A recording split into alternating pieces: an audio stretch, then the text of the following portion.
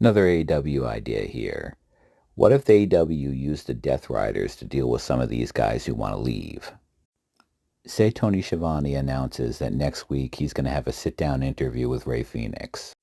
He will ask him about his brother and his future in the company. Fenix shows up, but before he's able to say anything, the Death Riders attack him. They beat the hell out of him and kick him out of the building. Moxley slams the door and then says, if you want out, you can have out, but this is my company now and you'll leave on my terms. Or say the Death Riders attack Ricky Starks at one of these indie shows. And then the footage is shown on Dynamite or Collision in kind of like a paid for by the NWO type deal. If you want to go into detail with the storyline, you could explain this through the Young Bucks.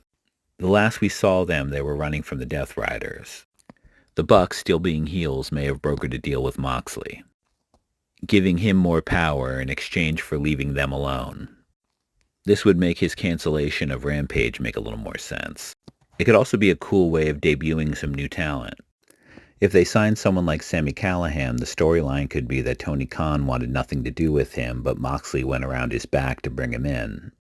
Now, in terms of the guys who are leaving, I don't know who would agree with this and who wouldn't, but if you have 6 months left on your contract and Tony says, if you shoot this angle, I'll let you out in 2, some guys might jump at that. Really doesn't hurt your character to get beat down by 5 people, and the Death Riders have been doing group attacks since the beginning. Might be an interesting way of adding a little heat and controversy to this angle, but not at the expense of guys who are going to be staying in AEW. Seems like some of these guys really want out, so AEW might as well get something for it. And if they change their mind, you've got a feud to come back to. Just an idea.